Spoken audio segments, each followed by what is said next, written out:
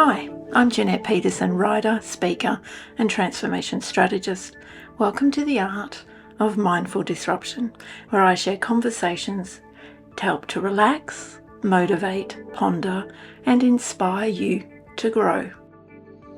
So sit back, relax, and enjoy a mindfulness meander with me as I traverse some topics that might just make you think differently about pretty much everything in life. Over time, if you continue to listen, I will challenge your way of thinking and your emotions in ways that you may never have considered possible. You see, mindful disruption is not so much about chasing solutions. It's more about building awareness and allowing the solutions to find you. So before we begin, let's take some long, slow, deep breaths together to center our attention and calm our nervous system so we can be fully present, because we know that that's the best place to begin. So breathe with me. We're going to take long, deep, slow breaths, and we're going to these breaths in through our nose, feeling our lungs fully inflate, and hold them for the count of 2. And then breathe out slowly through our nose. And we breathe in again through our nose. Hold for a count of 1, 2, and then slowly breathe out through our nose. Another breath, breathe in through our nose. Feeling those lungs inflate as you hold for 2, and then you breathe out long and slow through your nose. One more breath. Breathe in long and slow in through your nose, nice and deep. Feel the lungs expand, and as you're focusing, just breathe out long and slow through your nose. And I just want you to close your eyes just for a moment and remind yourself to be here, to be present in this moment. As we look towards today's topic, now that you feel a little more relaxed, let's jump right in. And today's topic is a particularly interesting one. Well, at the moment anyway. It is the topic of mindfully navigating the concept of freedom. Now, freedom, it's an interesting word, a word that conjures up so much for so many people. Yet what does it mean to you? Do any of you have ever really had true freedom? It seems to be particularly interesting, and yet somehow potentially quite a volatile question to pose in today's world. When we look at freedom through the lens of mindfulness, it opens us up in an interesting and to somewhat complex situations in life indeed. So let's jump in and take a look from the mindfulness lens. But to do that, we probably should begin at the beginning. And let's do that by consulting the dictionary, because it's a good place to start when we're trying to understand what something like freedom truly means for us, is to understand what the English language has coined the word freedom to mean. So in the dictionary, the word freedom is defined as the power or right to act, speak, or think as one wants. Now, it's probably worthwhile to take a minute and think about what that is, because that's a pretty hefty concept, the concept of freedom, even just by reading the dictionary definition. So I'll repeat it again. It's the power or right to act, speak, or think as one wants. Do you really know what you want? I think a lot of us struggle with knowing what we want. In fact, when I ask this question of many people, they frequently can tell me what they don't want, but often they don't know so much, or they can't necessarily find the words to clarify what they actually want. And I myself, over the years, have had a similar problem when people have asked me what I want. So let's look at it a little more deeply, because the understanding what the word freedom means is a big statement, regardless whether we're in a pandemic or we're not in a pandemic. In reality, it's quite possible that many people listening may likely never have experienced true freedom. If this is you, don't feel alone, because you're in good company with the vast majority of people living on this big blue planet that we call home. Now, the first time I read that definition with some context of my life and some understanding of what I was reading, I have to say I was completely floored and almost overwhelmed with absolute despair, as if I had just discovered the essence of life and lost it all in one breath. Now, that may seem like a big statement to make, but the reality, when you believe that you live in a democratic society like I live, that potentially maybe you're not as free or nowhere near as free as what you may have thought. Now, it's really important to think of this a little bit further, because with this in mind, does freedom in the sense of the dictionary definition really exist at all?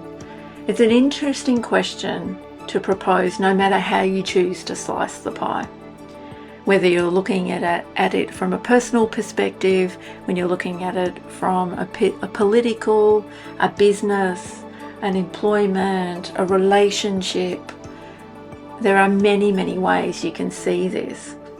But when you consider yourself, as I do, as part of the global collective humanity, which is what we are, we all live in a world full of rules, full of regulations, laws, terms, conditions, expectations, and obligations, to name but a few. And these apply to literally everything in life from the very beginning when we're born. From the registration of our birth, through to the home that you live in, the car that you drive, the education you attained, and the life you choose to live literally every day. And once you start to join the dots, applying context and overlaying it on your life, you can likely see how I felt such a sense of loss when I started to understand the concept of freedom and what potentially I was or was not experiencing. So do these things really allow us the freedom to choose? Now, this is an interesting part, because many people might disagree with what I'm about to say next, but stick with me, because as we start to unfold this, it might begin to make some sense. So, of course, you have freedom to choose. It might surprise you to know that you always have had the freedom to choose. Many of the people that I've helped through mindfulness coaching and generally through life have felt like they often had no choices at all. Now, that is quite a reality slap. So that first we look at freedom and we think, oh no, we've never really been free. So have I been living a lie? And then to realize that the freedom that you desire is actually in your very own hands. That's quite a bitter pill to kind of swallow and think about what that means. But the big question that arrives front and center is really, are you prepared for the consequences that relate to your freedom to choose? So there are some things that you're in control of in life, and there are some things that you aren't. So if we start to consider freedom and choice and consequences, well, maybe is it the consequences that make people think and feel that they often have no choice at all? Freedom has actually always existed, yet things like conscious consequences, are then potentially applied through the role you choose to play in humanity. So with consequences being the effect your choice for freedom might have on yourself and others around you. So the others that I'm referring to here include the people that you love, all the way through to those people that you don't even know or have never met. Now, I've had many people use the word freedom in their life very liberally when they discuss their problems with me. When I was working as a mindfulness coach, it's like an elusive dream that they chase down, yet somehow never seem to be able to get their hands on. The kind of, if only I was free to do what I wanted kind of dream. And it often leaves people feeling trapped without a sense of control of their life. And this might be how it's happening for you. Maybe it's not happening for you right now, or maybe it is. Maybe it's happened for you in your life gone by. Have you sat there and daydreamed about what life would be like if you were free to do what you want? Now, I've witnessed and experienced freedom myself in many ways throughout my life. I've discovered that freedom for myself exists basically in two planes. And this is a simple concept that you can apply to your own life to kind of separate this concept of freedom and start to understand what it means in these two separate planes. So there is what we would consider external freedom. So that's freedom that's applied externally to us. And then there is another type of freedom which is called internal freedom. Now, both come with consequences of things like understanding, enlightenment, and judgment. But what these consequences imply for you as an individual are completely within your control. So in the external world, the freedom to choose certain things, the freedom to choose the job that you work at, where you live, who you associate with, if you buy a certain car or if you don't buy a certain car. I mean, there's so many different choices that we make, and the freedom that we judge in those external things often feels like it isn't within our control. And I'll give you an example. So say you decide to buy a house, and there are some rules and regulations around buying a house, which then potentially, out of no fault of your own, could, through consequence, if you decide to go ahead and do that, because remember, you always have the choice whether to buy the house or not. But if you choose to buy the house, the consequence could be some loss of freedom. And they could be from very simple things, like once you buy a house, you aren't free just to get up and leave it and go and buy another one. You need to sell it. And in the process of buying a house, you have to agree to certain terms and conditions about how you're going to pay it back. And if there's an interest rate rise within the agreement that you sign, you might be bound by a variable interest rate. And so you don't have the freedom to choose what the interest rate is that you may pay. Now, they're external freedoms. So they're the ones that we give away externally, but then there's a whole bunch of freedoms that have consequences internally. And these are the freedoms that we apply to ourselves, our freedom of thought, what we choose to think about, how we choose to respond to the situations that occur externally to us, and our awareness that we take to those situations to understand if we are breaching the rules, say for instance, for our own internal freedom, as opposed to understanding if we're giving away our external freedom because of situations that may be out of our control. But remember, the only thing that is out of your control is the consequence, but your action is always within your control. So overall, it would seem that the consequences imply for you as an individual are completely within your control. This is probably the most difficult part to accept when it comes to your own freedom. You are in full command of your life. Now that seems pretty crazy, doesn't it? But if you think about it, at every gate, at every opportunity, at everything that comes your way, there is a choice to be made. And sometimes the choice that you think that you want to make could take away your freedom, whether it's obvious or not. Sometimes these freedoms are written in really small print. And look, let's face it, the vast majority of people never read the fine print. And I mean, that's for a number of reasons, because many people live busy lives, and who has the time to go and read all the fine print? So some of those freedoms are removed in the smallest and kind of almost invisible way, that they disappear.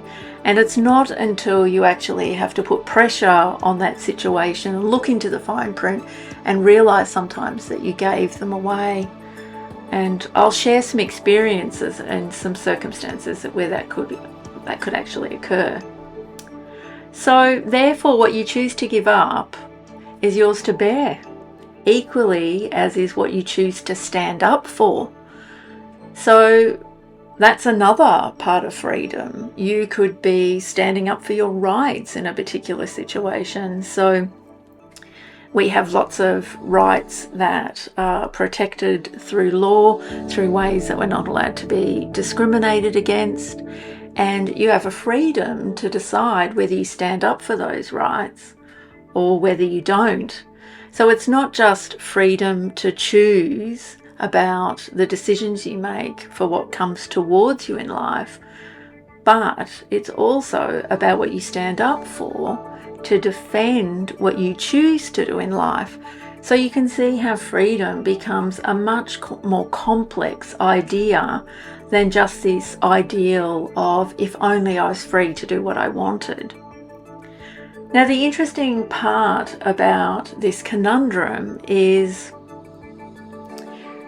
you basically have to choose often between yourself and others. So sometimes we're basically trying to decide whether we're going to stand up for our own freedom, and we know that potentially could have some impact on other people. Sometimes to choose means to choose what others may not have chosen. And those others may not necessarily be people who are outside of that sphere of influence to you. It could be making choices that are different to those choices within your family. They could be within your co-workers, within your community, and within the greater community, maybe the international community, or stepping outside and doing something a little differently. So our choices that we make can become uncomfortable, and hence why your personal freedom isn't all completely just your own, but it's then the roll-on effects of how you work with your personal freedom in connection to how that ripples through to everyone else. And sometimes we think, okay, well, my personal freedom, it might affect the people directly around me, but it's not going to affect all of humanity. Well, yet we don't realize that through the way that we live in the society as consumers, that the choices we make and the freedom that we imply for ourselves does directly correlate to the freedom of others. So you might decide that you're free, you can buy and choose whatever you like if you go shopping. So say for instance, if you get engaged and you're buying a wedding band, and the choices that you make could have implications for other people's freedom. Now this can happen for clothing, this can literally happen for anything that you buy. So our freedom, even though we're focusing on whether we're making a decision and that we have the right to make a decision, there is a bigger problem that exists beyond that, because we're encroaching actually on other people's freedoms without even realizing it. So this makes it particularly difficult, and it makes it feel like it's almost impossible to understand, that we feel like you potentially wouldn't buy anything, because if you follow the line of the process of anything potentially that you bought, whether it's a good or a service, that we often hear and see about things that have been uncovered, about child labour and about appalling working conditions in places all over the world. And these places aren't just what we like to call third world countries, which I find is an interesting way of describing, some of the countries within the world. They have people who are working and living and eating and sleeping and breathing like the rest of us. So these things also happen in Western countries where we live, and we often forget. But you can't get caught up in that, because it's important, if you're aware, to try to think of what those things are. But it is equally important to remember the freedoms that you give away as an individual, not just as what you do may take away the freedoms of others. Now, so it's fair to say that it's reasonable to consider others in your choice for freedom, whatever that is, and however that looks for you, whether they be your loved ones, your work colleagues or friends. Yet ultimately, as I said, you only have control in life over the freedom of one, and that is yourself. You can forego your choice for freedom for the potential benefits of others if you choose to, and some of us make those decisions all the time. So we may say that we won't shop in a certain place because we don't like their work ethic about maybe how their clothes are made and how they treat their workers. So that is a choice that you make when you forgo your own freedom for the freedom of others. Or there's the bigger picture when you are choosing to forgo freedom for the collective humanity. Now this is a really big thing. So this is potentially takes us into a very big topic of where we start to think, okay, so it's not just me, this planet isn't just mine and mine alone. I'm sharing it with, 8 billion of us. So sometimes should I forgo some of my individual freedoms to protect all of humanity? Now there's been some circumstances in times gone by, and some of them recent, where we've been asked collectively to give up our own freedom to, or as we were told, to protect the freedoms of others. And, lots of people will openly and willingly do this without, really even considering it. But sometimes it's really difficult when you live the life that you live in the space that you're in, is to understand the distribution of 8 billion people and understanding why you should help and support others. We've become a society that is often very focused on our own desires, and we talk in language that is very much driven through social and cultural conditioning to focus on the people that are dear to us. So we talk about the people that are near and dear. And we do this in ways that we don't even realise that we're excluding people who we are connected to, because we're all humanity and we're all looking for the same thing. So often we say things like, I want to spend my quality time with those that I love. Whereas I like to think more broadly about the greater humanity, and I might not have met somebody who lives halfway across the world, but I don't know that I don't love them. So I feel quite comfortable that I can say that I'm happy to include them in that opening of that greater sphere of the collective. So even if you don't feel connected to them, well, it's fairly reasonable as a human to not want to do them harm. even if you haven't experienced them up close, and love them as you would love your family and your friends that are close to you. So when we start to understand this big picture, when we kind of zoom out and start to see the humanity collectively, and then we zoom in and start to really focus on ourselves, it potentially makes the concept of attaining true freedom definitely seem almost impossible. If we decide to take the stand that we're going to choose for the collective humanity, it's a very different position to take. And there's an array of personal consequences that are physical, intellectual, emotional, and potentially spiritual in the world. But this is the world that we live in every day. Choices and decisions to make that potentially affect others around us. Some we make easily. In fact, we do them with such strong vigour, standing up for what we believe in. Yet others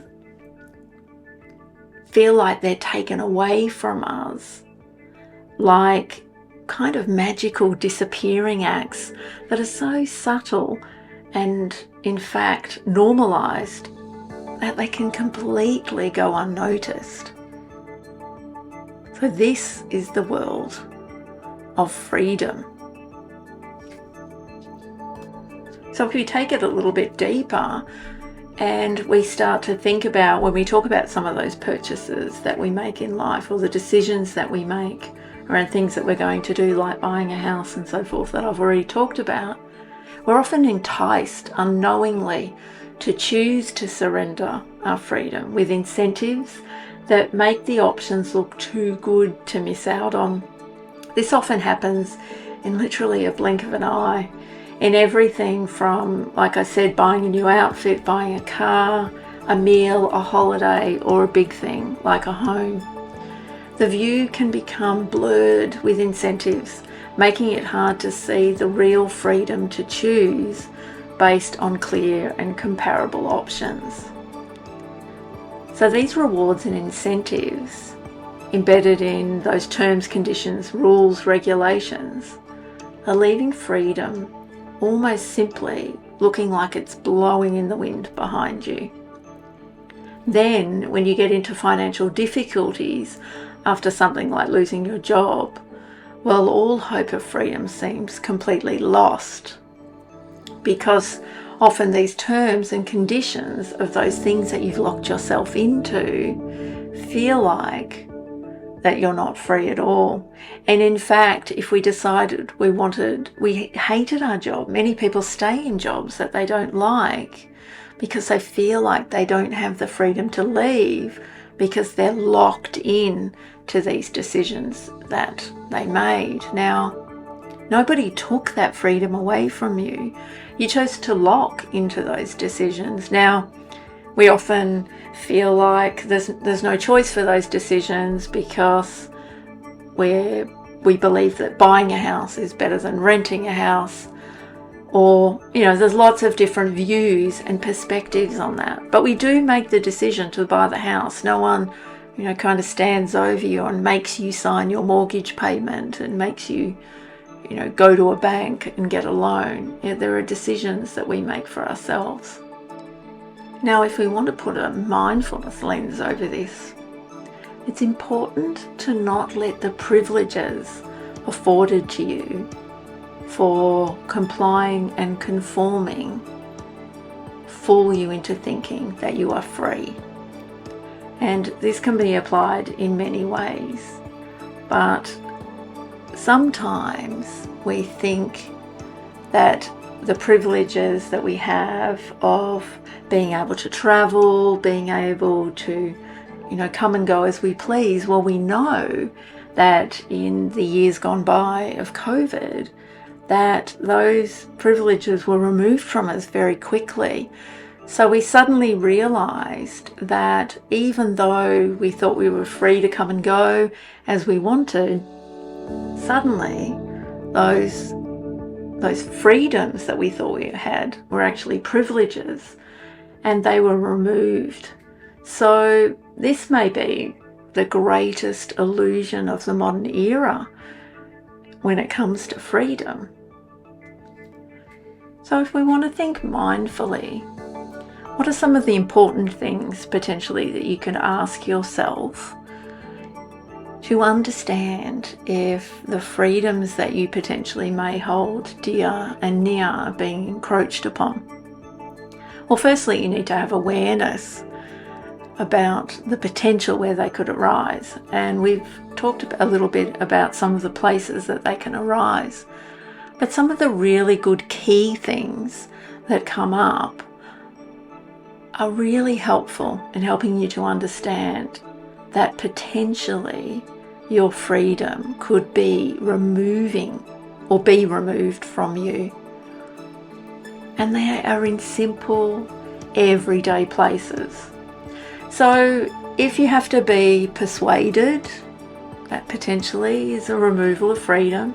If you have to be reminded, pressured, or if people need to lie to you to get you to do it, if they need to incentivize you, if you need to be coerced, if you're being bullied, or if you're being socially shamed, or guilted, threatened, or even worse, punished or criminalised out of necessity for someone to gain your compliance or endorsement, it ultimately is you giving up your freedom.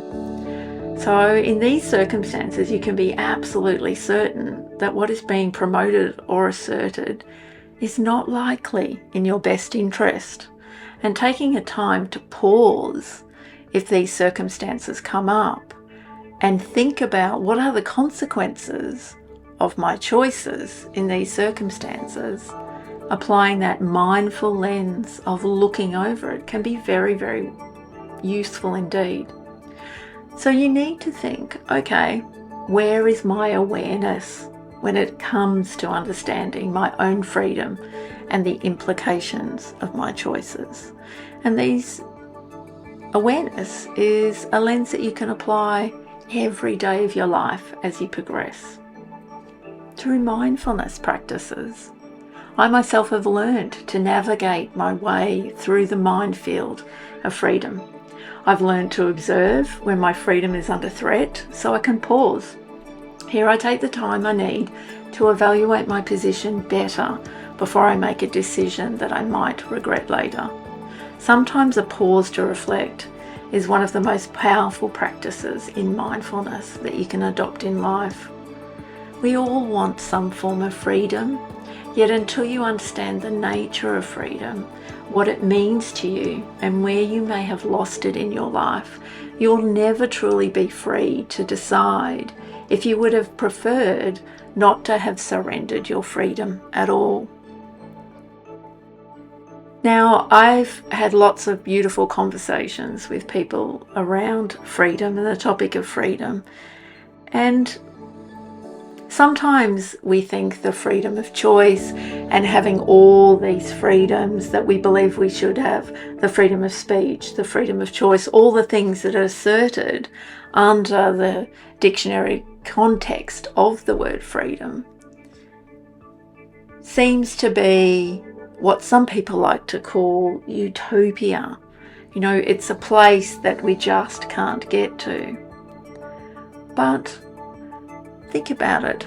Sometimes we just use the word utopia to describe something that seems so far away from what is possible.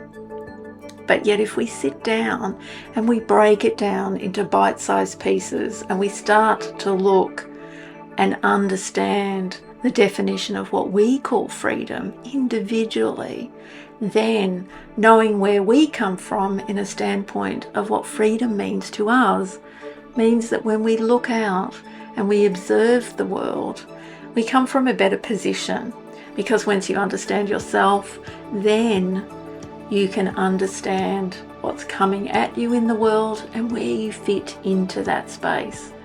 So what freedom means to you could be very different from what freedom means to the next person. But that doesn't mean that we can't create a better world collectively recognizing, accepting, and understanding that the freedom of people in all forms can be achieved, even if those values are different to us. Because I guess in the end, we all want to be free. So for me, if your freedom means something completely different to mine, as long as you are enjoying the freedom of your life and the freedom to choose the things that you want, and I am getting the opportunity to do the same, and we can accept that those things are different, in fact embrace the value of the difference that those choices bring us, well then we have a society that could be far happier, less stressful, and we're not striving to try to be something for everybody else. And once you start to understand what freedom means to you, you automatically decide that you don't want to encroach on other people's freedom, because once you understand how important what you've determined as your own freedom, you start to see the relevance of the importance of other people's freedom as well. And that's how we begin to support other people's freedoms and other people's choices. Because in the end, if we can't work this out, we're not going to be very happy. And if we can't find happiness, well, some of the problems that are continuing exponentially to grow in society around stress, anxiety, depression, they're only going to get worse. So understanding your freedom is kind of like showing up authentically with everybody around you, and you're giving other people permission to show up authentically as well. So next time, when you start to think about making a decision about something in life, whether it's a small decision or a large decision, think about what freedom means to you, and think about the choices that you make, how they might be encroaching on the freedom of others. There's lots of greatness to be experienced in life, and you don't have to always encroach on the freedom of others to enjoy life and enjoy all the beauty and all the reward and the learning and the experiences that exist for us in this beautiful blue planet that we call home. Enjoy your freedom. Enjoy learning and growing and understanding what freedom means to other people. I hope you found today's mindfulness meander about freedom and taking a mindful approach to understanding what freedom potentially means. If you'd like to listen to any more of my mindfulness meanders, you can find them through my YouTube channel, which is called The Art of Mindful Disruption. I also write a blog, which is called The Art of Mindful Disruption. You can find me in pretty much any social media space, and I look forward to you joining me next time. But in the meantime, thank you for joining me today. I'm Jeanette Peterson, writer, speaker, and transformation strategist, and this is The Art of Mindful Disruption.